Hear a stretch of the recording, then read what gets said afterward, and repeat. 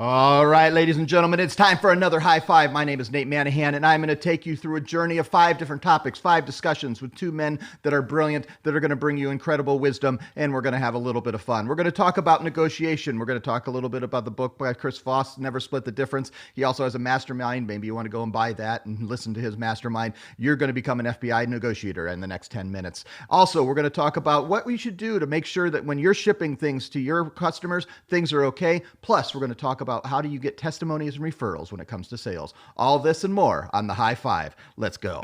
The time has come, the questions are set, opinions high, discussions are led, show about nothing and everything, it's all the same. We've got sports, entertainment, sales, and marketing. It's time for the High Five. We've got it all covered. It's time for the High Five.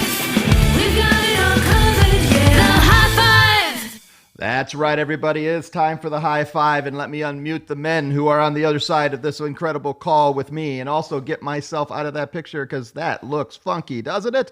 That's why we do it. There we go. Ladies and gentlemen, on the left-hand side, wearing the Florida State University, can you believe it, Seminoles? There may be college football in the fall. NCAA is saying, hey, things may open up and we could do some practicing. The man who's going to lead the Seminoles onto the field, put this on the horse, whatever that thing is. He knows I've never been there because it didn't take me. Mr. Brian Linke from Warsaw, Indiana. How are you, Brian? Well, Nate, first of all, I'm well, thank you. And back to the brilliant. I think you said brilliant. You referred to me as brilliant, which no one has ever done in my life. So I really appreciate that, number one. Number two, the fact that you don't know what the horse's name is, okay, is extremely disappointing. Because I know that Daniel Shard knows the name of the horse. Don't you, Dan? No, I do not. Okay. This is. I know I've heard the name of the horse before. I don't know it. But I don't know. Okay. Chief Osceola. I know that. And Renegade. Yeah. Okay. I should have known that. Okay, this is something that in Paint Protect land that everyone needs to know, because let me tell you, Pam Bailey and Jennifer Sales get quizzed all the time, and they can't remember it for the life of them. Anyway, let's move on. Everybody, send your condolences to Pam Bailey and Jennifer Sales, please. That is tough. All right, I've already forgotten the name of that horse, but Chief, what you want to call it? On the top of the right-hand side of the 2-shot from Glenwood Springs, Colorado, the man who now knows the name of the Florida State Seminoles horse, and he knows so much more. He treated his wife really well because it was her birthday yesterday, and you could say it may have been because I was having my water heater replaced, or it also could have been because he was celebrating his wife's birthday. That's the best man that you can possibly imagine, Mr. Danny Shard. How are you, Danny? Good morning, everybody. Thanks for the intro, Nate. Brian, I appreciate the attempt of giving me a chance that I know the name of the horse. And you're right. Yeah, yesterday was my wife's birthday. Did a little surf and turf last night. It was a good time, but unfortunately, that's not why the high five didn't happen. Although I'll take that as an excuse all day. Oh, it's good. It's good to be back together. And what I have to say is, let's get started. All right, the first topic we're going to talk about, and actually I need to bring up my screen because I want these guys to watch a little video here that I'm going to play. But we're going to talk about negotiation. And one of the best persons on negotiation is a book by Chris Voss called Never Split the Difference. Have you ever read it? I encourage you. It's a really interesting read. It's a great listen on Audible. Chris Voss was an FBI negotiator, lead negotiator for, I forget, 20 years. He now has a masterclass. I have not watched that. I've never subscribed to masterclass, but it's on my list. One of these days I'm going to pay for it and do some of those classes. But he walks you through how you can get the most of a negotiation. And I know these guys haven't, I believe, am I correct that you guys have not heard a lot of Chris Voss before, right?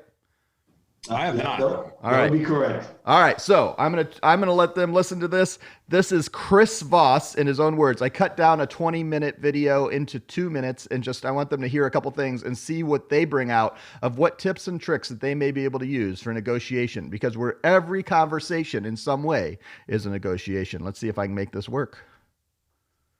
Nope, it's not working there. Let's try that one more time. There we go. smile at you and you can hear I'm that gonna I like restart you. because you missed it. There we go. So if I smile at you and you see it, or you can hear a smile in someone's voice, if I automatically smile at you and you can hear that I like you, I will actually be able to reach into your brain, flip the positive switch, put you in a better mood. There are mirror neurons in our... Now, upward and downward inflection. Downward inflection is often used to say, you know, this is the way it is. There's no other way. And I will say it exactly like that. If there's a term in a contract that there's no movement on, and I want you to know it and feel it without me having to say, there's no movement on this. I also may need to put you in a more collaborative frame of mind. And if I want to ask you a question, I'll say something like, it seems like this is important to you. And it's just repeating the last 1 to 3 words that they've said, word for word, 1 to 3 words. Or it's repeating a selected 1 to 3 words. And what it really does is it helps connect people's thoughts. There will almost never be a time when you've mirrored the last 3 words of what someone said, when they want to go on and explain and reword and expand. All right, on that. That's just a quick little glimpse. I just wanted to play a couple things. So the interesting thing about Chris Voss is that he is not the most dynamic person in the world, but he has negotiated first some of the biggest hostages and crisis situations in the history of the U.S., and now he has helped CEOs and business people across the U.S. negotiate some of the best and most important contracts of their careers, getting the things they want to, making sure they do it. The one thing I didn't put at the end of that, I couldn't figure out a way to cut it, but I'm going to add one other thing that he always says. He says one of the biggest things that you can say or should never say in a negotiation is the F word. Do you know what the F word is, gentlemen? No. Yeah, yes. Yes, I do. It's not that F word. It is, you should never say the word fair. Because as soon as you say, I want to be fair to you, or they say you want to be fair, it breaks down the negotiation, because everyone then has already a preconceived notion of what that contract and how that should be done. And the word fair breaks down things. So I'm interested, guys. This was me trying to introduce something else, something interesting for us, because I think it's a great piece of content. I think it's better to read the book or listen to his audio book, watch some of his videos. He's done a great TED Talk. That was a big thing piece that I was cutting up a little bit, and learn from him. He's got lots of content. Just search him in YouTube. But when it comes to negotiations and you start hearing some of those things, I personally have in the last year focused on some of the things he said, and have seen great results in my interpersonal communications on getting the result of what I'm looking for what I think is best in a contract negotiation, and working with a merchant, working with an agent, working with my kids. What did you pick up when you were just listening to a little, a minute excerpt of him? Or what do you think of the importance of the art of negotiation? Danny, any thoughts? Or Brian, go for it, Brian. I can start. So when you said that, Nate, about being fair, again, I was trained by a guy that to this day is the greatest salesperson of all time. And the one thing that he told me, and I'll never ever forget it, is you never want to say, "Let me be honest with you." Okay, and and those words come out of people's mouths, more salespeople's mouths that I've ever heard. Because again, when you tell somebody, "Let me be honest with you," what's the opposite of that? Let me be dishonest with you, right? So by telling somebody, "Let me be honest with you," of course you want them, you want to be honest with them, and even if you don't want to be honest with them, you don't want to tell them that, "Let me be honest with you," because the opposite of it, let me be dishonest with you. And I think the other thing in negotiation process is, and again, this is sales 101, but first one who talks loses, right? First one who talks loses. And again, this is an sounds easy. It sounds easy, and I find myself breaking the rule, and I joke about it all the time that instead of letting somebody else talk, I just keep talking until I just wear them down to a nub, right? And I just wear the guy out, which that's not how you do it. So one, you never want to say, "Let me be honest with you," and two, let the first one who talks loses. That's what I got at it. I like it a lot. And the one thing for me is that how important the intonation is on things. And yeah, he talks a lot about it and the words you use. So like another thing he says is that you really want a person, you want to ask a question in a way that gets them to say no, because you want to get the no out early so the no doesn't come with the sale. Danny, as you were listening to him, he was talking about how he uses his intonation, how he changes ups and downs, how he mirrors what people say in order to make sure that they know that you're listening, but also make sure that they don't repeat what you say, and to disarm them a little bit in that negotiation. When it comes to negotiation, how much time have you studied it, and have you found yourself in the last 20 years of your sales career getting better at the art of negotiation? I think I have, and it's really from working with people like yourself, Brian, Matt Hoskins, probably one of the better negotiators I've ever been in the room with. And really what I took away from that clip is, and I focus on this often. I talk to the team about this often. It's like tone and pitch, right? And how the reaction you get from people, whether it's on the phone or in person, and how you can really change their attitude, change their outlook, change their mentality on the conversation just by your tone, your inflection, the way that you're communicating with them is even more than what you're saying, right? It's an art. But tone and pitch is huge for me. And I talk to the team quite a bit about it, just because over the phone, people can tell when you're smiling, right? And that goes with, in the negotiation as well, right? They want to feel comfortable with who they're working with and what they're hearing from that person, and not feel bullied or like they're being approached by someone that's aggressive. And that goes a long way. So I have not studied the art of negotiation, but I think I've gotten pretty good at it over the years. Absolutely. And, I think you talk about Matt Hoskins, the biggest thing that guy's taught me, that guy's not scared of anything, so when you're negotiating with Matt Hoskins, he's not scared to lose. He's never scared to lose. He's never scared to fail.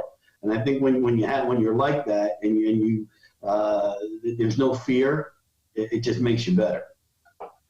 Well, and I think there are certain personalities that are naturally, and Chris Voss makes that comment, that there are certain personalities that are better at negotiation, but all of us can become skilled at negotiation. And it's a difference between talent and skill. There are things that we are born with. I was not born to be as talented as Michael Jordan. I was not born to be as talented as Brian Linke, but I can develop skills that help me become better at whatever that is, including negotiation. And Danny, I would say, you say I haven't studied the art of negotiation, but you have studied, and maybe not in a formal sense where you said, I'm going to go down and sit down and figure out negotiation, but you're studying it constantly. You're learning from others. You're noticing when you're learning from your fails, you're figuring out, how can I become a better person of proposal, and then get people to the right place.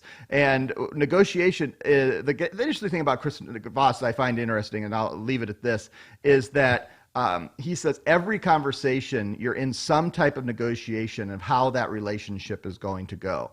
And some you've already pre-decided it, some you're always in a moving state. And I don't want to always think that every the conversation I'm in, and have to be thinking, how am I going to move this person to there? But when I'm in a sales conversation, I certainly want them to know certain things about me and make sure those are real things. And then I want to help them and communicate that in a way that disarms them to get us to a place where we can do business together. So I just thought it was an interesting conversation. I think it's something that's very important for our salespeople. We have a lot of people that are all different personalities, all different types of salespeople, but we're all working in the art of negotiation, because we start from point A and we want to get people to point B, and we've got to learn how to do that with all kinds of different personalities and situations. Any last words on negotiation? I like that. I mean, that's a good point, Nate. And I think it's something important for all of us, whether you're a seasoned salesperson or not, that I've been in the industry 17 years. I've signed merchants. I've worked with a lot of partners, high-level negotiations, and, typical day-to-day negotiations as we're just setting up relationships. And I think it's important that we all remember that we're all students in every conversation, right? Like, I learn something new every day. And I take it and build on it in my next conversation. So you're absolutely right. Although I haven't, studied specifically the art of negotiation, I've read a lot of sales books that I'm a fan of, and I do this every day. So I learn from it. And I think a lot of people need to be open to that and understanding that every opportunity and every situation is a learning experience, and we can take a lot from them, especially in negotiations. Yep. I love it. I think one of the things I would say, Jason Horn said, one of the things that salespeople fail to do is ask problem questions. And I like that a lot, is trying to make sure you understand and that you get to what is the problem. And there's so many things we can learn. That's why when we talk about sales and we talk about marketing and business principles, we'll never run out of topics. There's always going to be something more that we can talk about. And so that's more and more what we're working on and doing. On that, I'm going to move to our second topic of the day, which is just a quick one, because I like to bring things to Danny and Brian and help them see if they've missed some of the big news stories and the pop culture news stories. This one happens to cross over a little bit. We miss it all. Huh? Okay, let me just before we start this, okay, I've already missed it. No, I think this one I actually changed. So I had one that was a Twitter meme that I was going to do yesterday. And then another news story popped at the end of that day, or it didn't pop, but I was thinking about it. I was like, yeah, I think these guys actually probably know this one, but I think it's bring us to an interesting, quick conversation.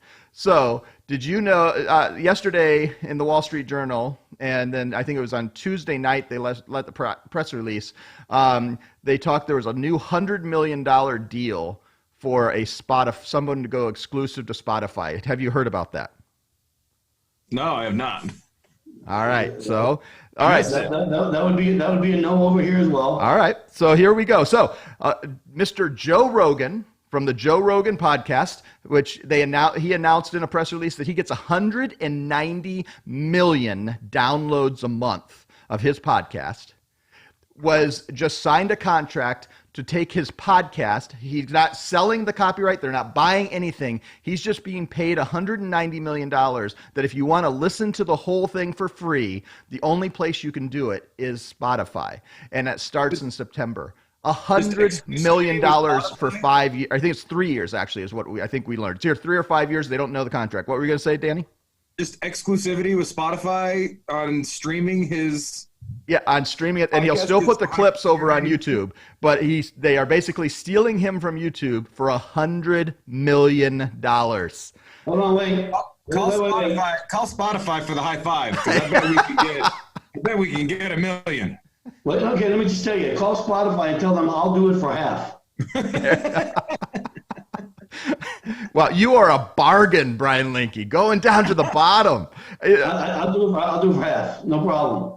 Well, and Joe Rogan is, I mean, I remember him, the first time I ever remember seeing him was the host of Fear Factor. I've not been a huge fan of his. I download every one of his podcasts. I don't listen to them all because sometimes I open it up and I'm like, crap, I have and these guys know I'm a huge podcast listener, but I look at it, I'm like, I don't have 3.5 hours to listen to this thing.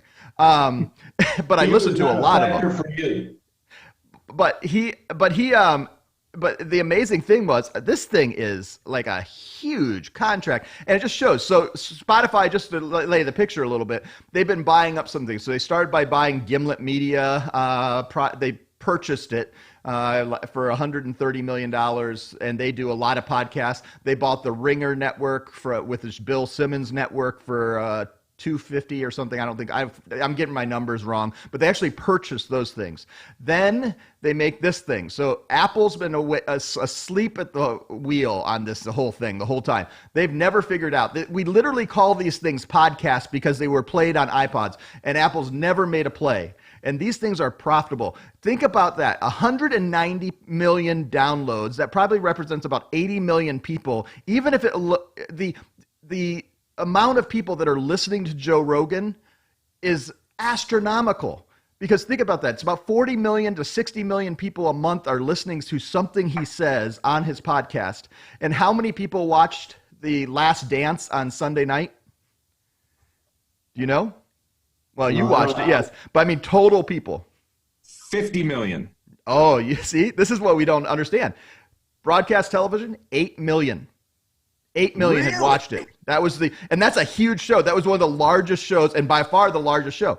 People don't watch television, but they're downloading, and the change of media and what's happening and how people are involved. And certainly what happens is people are asleep. There is a major change in how media is devoured and taken up. And in case you missed it, By the way, you're going to be asleep at the wheel if you aren't thinking we're all media creators now, and we're doing that right now here on the High Five. But Joe Rogan, he's made some bank, 100 million, and he still owns all of his own IP and just has an exclusivity for I think a three or 5 years. We'll learn what that is. That's not bad. Him and his team, they're pretty good at negotiating, I'd say. So great segue there, Nate. That was is. Really there we go. All right, gentlemen, let's go up to our number 3 topic. We're almost to Memorial Day weekend. The party really starts tomorrow. We'll do something special, a little Memorial Day special tomorrow. But I knew that we needed to prep ourselves for Memorial Day weekend, and nothing better than to take the two men, the gods of the grill and barbecue. And I am interested in learning some things about what these men do on the barbecue. And we have to also define barbecue, because it's an interesting word that has cultural liaisons throughout the United States and probably around the world. But it means different things in North Carolina than it means in California, than it means in Texas for sure. But I thought, let's talk. How are we getting ready for a little Memorial Day fun? Mr. Brian Linke and Danny Shard, how are you, the kings of barbecue? Well, let me just tell you, okay, I'm going to let Danny Shard go first, because what he's been grilling as of late, okay, it puts me to shame. I used to think that I was pretty good. Okay, I'm not sure I'm even remotely close to his league. Yeah, you're gonna have to step your game up, bro. I'm still finishing up my master class from the guy Aaron Franklin from Franklin Barbecue, but which is really cool. Really, I'm learning a ton. But I'm gonna smoke a brisket this weekend. But over the last couple weeks, I've just been surf and turf. Nate and Brian have both been to my house, and we've made steak and lobsters, and I made it for my wife last night, and I'm getting really good at it. But I can't call that barbecue, right? I mean, just because you're cooking it on the grill doesn't mean it's barbecue, and I'm prepared for an argument on that. So whenever anybody's ready, let's talk. Real barbecue, you have certain meats, you got to have the sauce, you got to have the seasoning, and you rub right. There's a lot of things. It's a technique, it's an art. And I think people really should learn it, because it's amazing. So it's actually Saturday, I'm smoking ribs, and then Sunday, and we're gonna smoke a brisket for Memorial Day. So, ooh, I have to say that sounds really, really good for sure. We're gonna have plenty of food. Come on over. It's literally my wife and me and our 3-year-old son. So I'm gonna have leftovers for days. Oh, that sounds so good. Because, I mean, barbecue is such a, shout out to one of our merchants, STK. They opened a butcher shop where you could order some Wagyu steaks, and I had some delivered to me. And so those are going to be eaten, some Wagyu steaks. I'm a little scared, because the best steak I've ever worked with, and I don't want to ruin it, but that's what I'm doing on Memorial Day. Brian Linke, tell me about some of your experiences as a barbecue master and the pit master in Warsaw, Indiana. Well, the thing with me is I get bored easily. So like I'm definitely not the stereotypical barbecue guy. So like I'm a very big. I experiment a lot, and I know one of the things we're going to make this weekend is orange can chicken, which is a whole chicken, and people are familiar with beer can chicken, right? Where you stick the thing on a beer can. I found a recipe. I've done it before with sun-kissed orange soda, and it's the same concept, same everything. A little sweeter kind of a thing. So we're gonna do the orange can chicken for sure, because that's the only thing about the orange can chicken. And I think I mentioned this when Bob Kramer was on the call, is you need to make sure you stand out there, because I put the chickens on a cedar plank.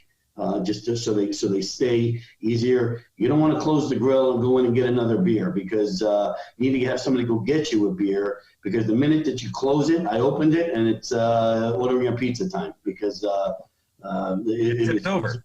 Well, just black. So I'm just a little bit different. I know we're going to definitely do some hot sausages and peppers on the griddle. We'll do the sausages like at the fair. I know we'll do those, because that's an all-time favorite around my house. And I haven't really given it a whole lot of thought, just because I'll probably go to the grocery store on the way home from work tomorrow. But there'll be a lot of cookouts at the Linkies this weekend, I can tell you that.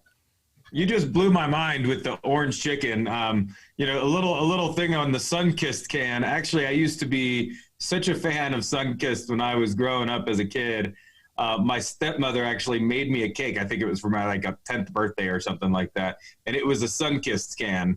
And I've slowly grown away from the orange soda, but I used to love it.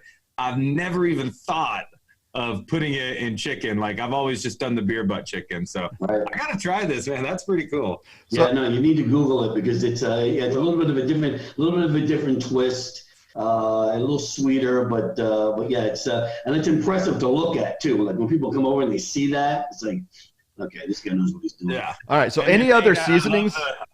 Nate, I love the Wagyu steak, but that's not barbecue, my man. All right, yeah. Well, I understand. Well, and here's the other thing I'm doing. So I ordered from a local merchant, Goose the Market down here in Indianapolis, some Wagyu hot dogs too. I've gotten them one other time. I'm just telling you, they're each like quarter pound, like crazy.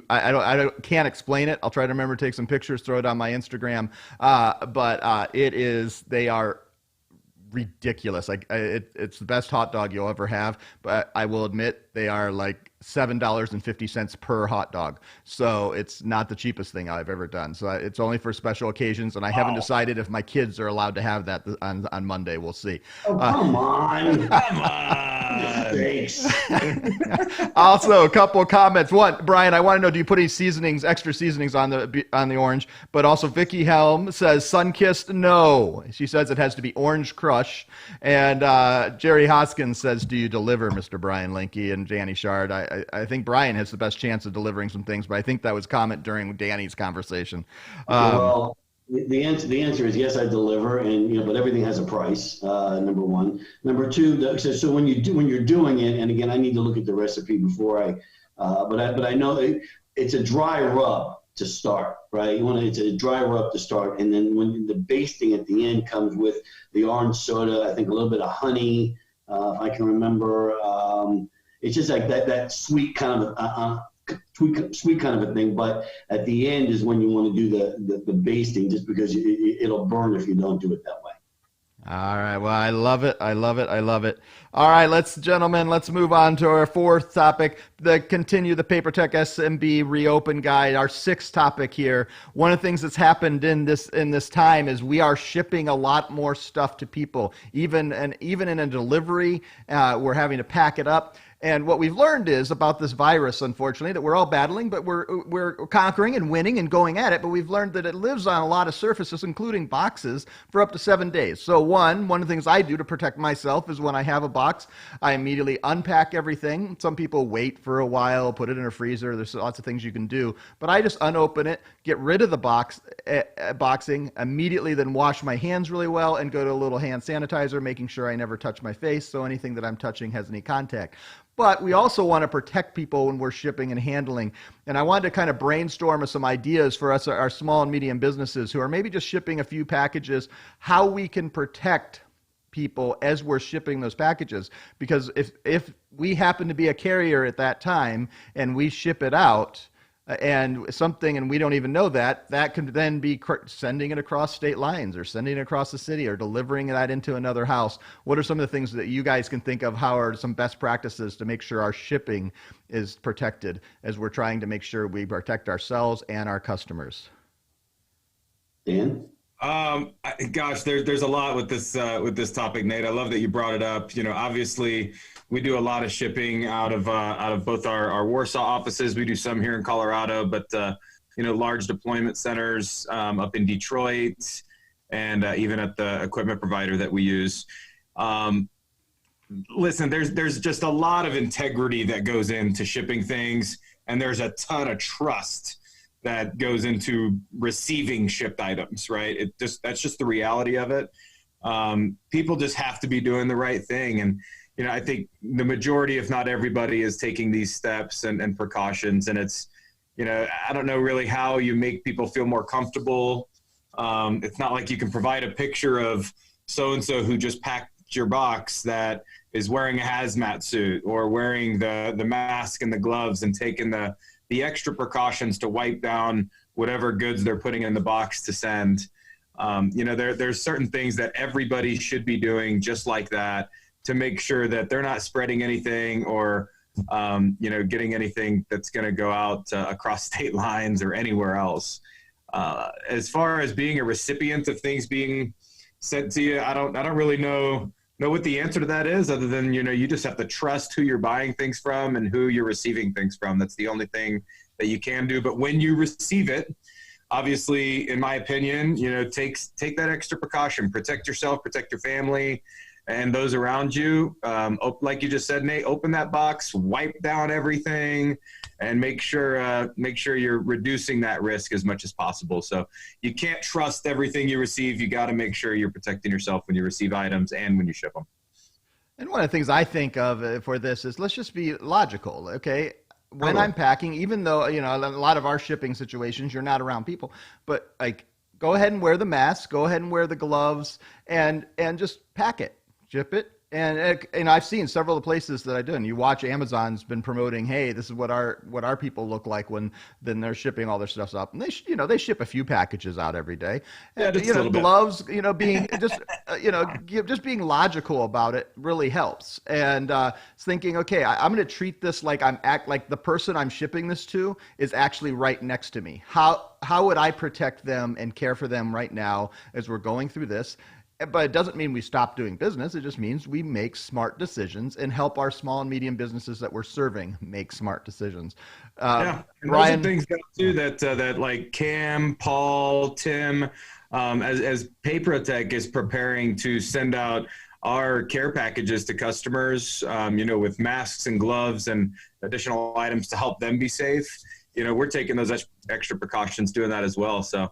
You have to, whenever you're in this type of situation, even when you're sending masks and gloves, wear the masks and gloves while you're packing those items. And that's what's going on right now as we're preparing for that. Right. well, I think, go ahead, Brian.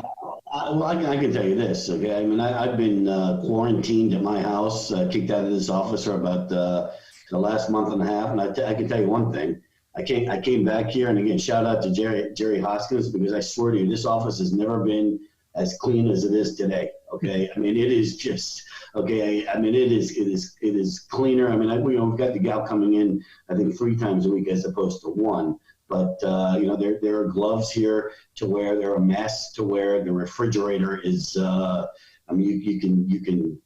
It's never been. I thought it was a new refrigerator, to be honest with you, when I first got here, but yeah, no, I think you just need to be like Danny said, like, just sensible about it. Use your common sense. I said the only thing the problem that I have is I just think there are so many inconsistencies with it. Meaning, like, you go to the grocery store and somebody's picking an apple up, looking at it, putting it back, picking up another one, putting it back, picking up another one, putting it back, and then you come along and you're supposed to, I just think there are too many inconsistencies with it, but. Here at PayProtech, I mean, I think we're just trying to do, the common sense thing. And so, yeah, I just think that you have to just be smart about it. I think you do. And one of the things I think is, let's just, the reason I bring up some of these topics is sometimes we just kind of get back to our routine and we forget, hey, let's just protect ourselves. And let's just be wise. It doesn't mean we don't stop living. It just means we are wise.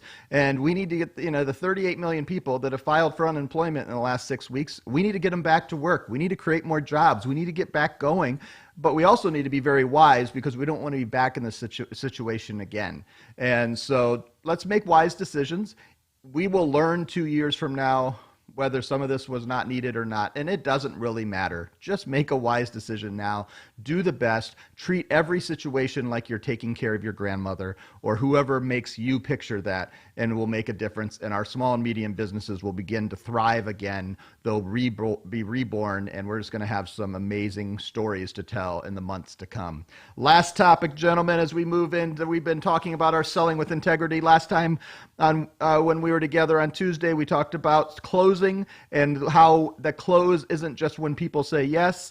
But one of the things that we recommend all the time is, let's create a situation where the best engine for us getting new merchants or new opportunities is the testimonials and the referrals of our current base.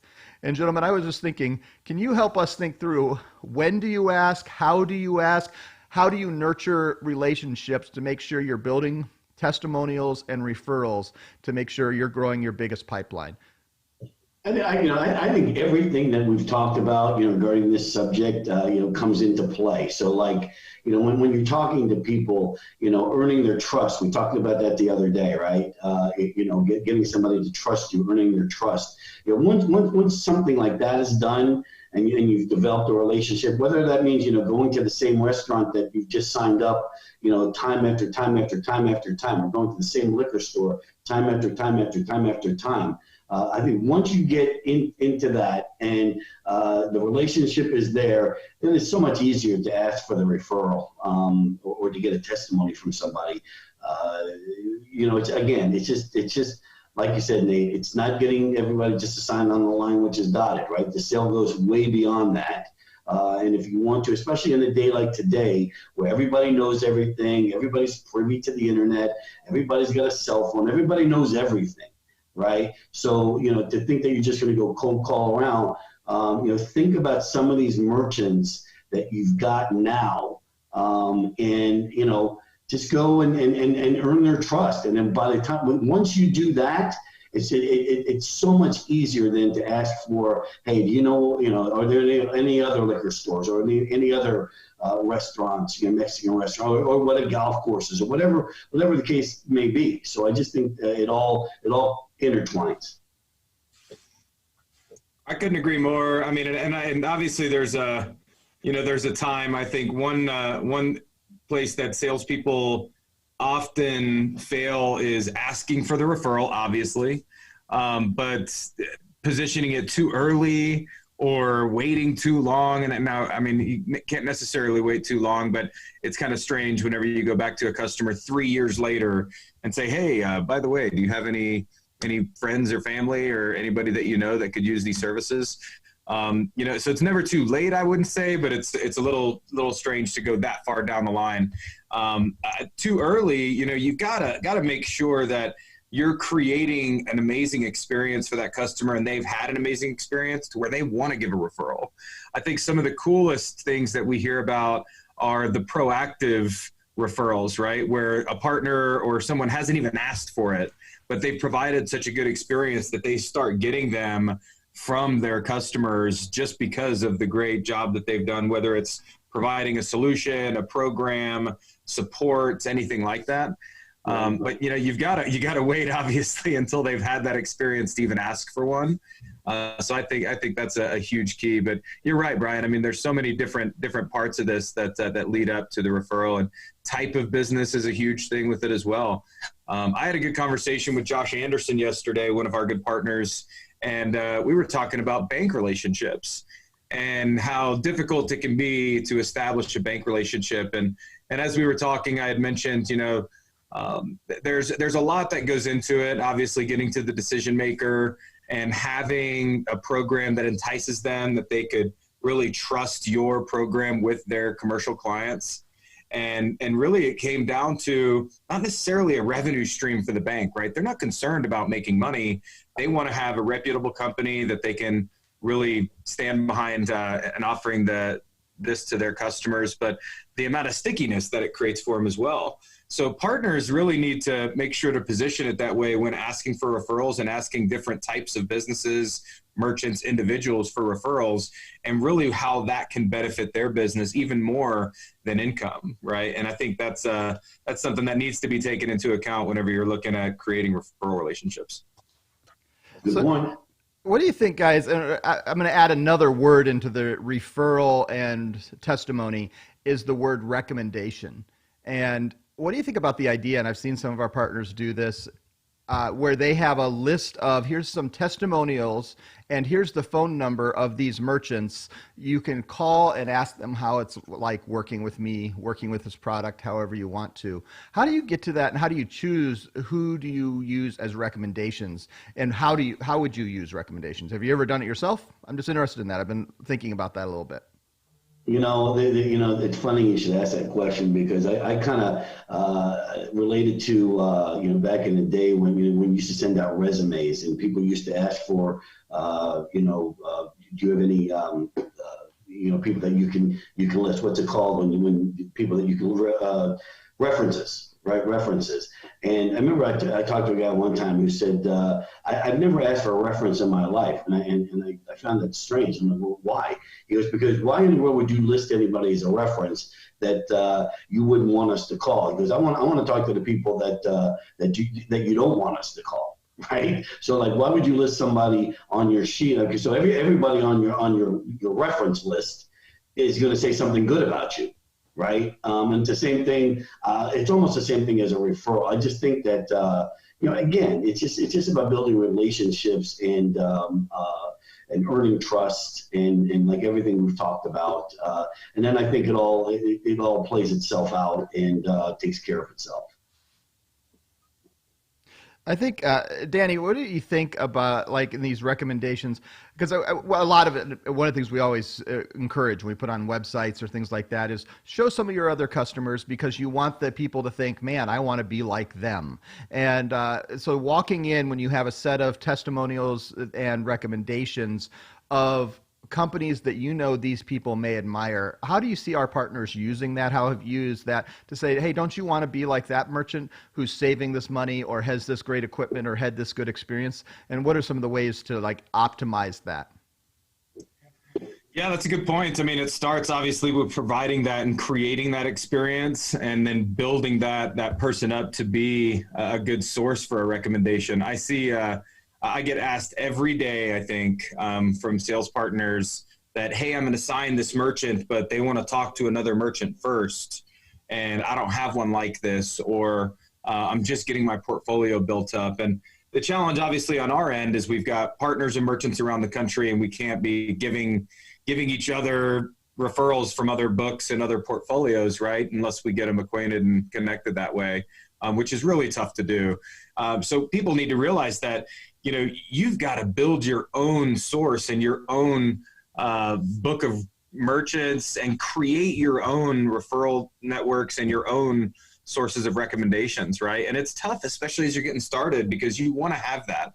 We've been able to work with some, but it's really a challenge as you're getting started, and you've got to have one, and then it's really important that you build on that so you create a good source and a good referral network for future merchants that can call in, and you've got a customer that is willing and able to talk to any business because they're an advocate for you for what you've done for their company. Good point. And, again, and I think sometimes what gets overlooked is the fact that, this is not easy. Right, doing this is not. This is not an easy. Selling selling anything, right? It is not easy, and especially when you're in the payments industry and in this industry, like we've talked about. It's not just about getting them to sign the piece of paper, right? I mean, this is not an easy business, but I think if you can hang in there long enough and build up your residual. Again, we offer a lifetime residual here at PayProTech, right? And so it's nice to wake up every single month, every single day, and know that you're making something, right? And you can build on that. So I think that's the big positive. Working for a company that does offer a residual, especially a lifetime residual. Great points, gentlemen. I think we're, as we're closing up today, we've talked, man, it's been there is so many things that people can learn and grow from today. We'll be breaking this up, sharing it in some places. A couple things. We're live every day. We're going to be shaking some of this up, but there's still going to be a 10 o'clock show every day, the high five every work day. We're not doing one on Memorial Day. I love you guys, but we're not doing it. Just selling you. I got to get that Wagyu steak going. We're going to continue doing that. You can watch live. You can comment. We just encourage you. Share your ideas. Let's make this community. If you're watching this because you get it in an email, which is going out later today, we thank you for just engaging with us. And we want to create things that are fun, that are entertaining, that help educate you, and ultimately inspire you to do this job better, whatever that job is for you and how you work it. We want to create stuff that helps you out so much. I want to thank Danny and Brian. As we get closing up, I'm going to bring some music up just a little bit because we're going to close off, because Danny and Brian always give us words of wisdom, inspiration, and encouragement to get the job done. Make sure you're following us on Instagram. It's just PayProTech. Make sure you're following us on all the PayProTech links on Facebook at My PayProTech group and the PayProTech page on Facebook. And hey, go to LinkedIn. find Search Papertech and follow us over there.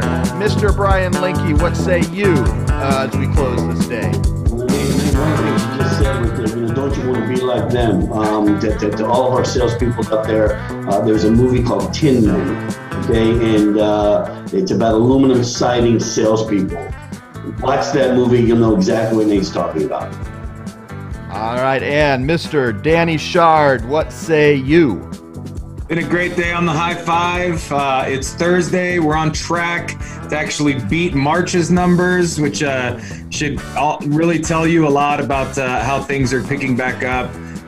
Don't take advantage and make it a 4-day weekend. You're already going to have a 3-day weekend. Work your tail off today and tomorrow and enjoy the weekend, but take advantage as much as you can and enjoy it. All right, yeah, that's right. It's been another great edition of the High Five. Thank you, everybody. Thank you so much for joining us. We will be back live for one more time this week, tomorrow morning, 10 a.m.-ish. Join us, Facebook, YouTube, wherever you want to have it. We're here if you're watching it afterwards. Thanks so much. Leave a comment. We love you, and have a great rest of your day. High five, everyone. Good bingo. The High Five.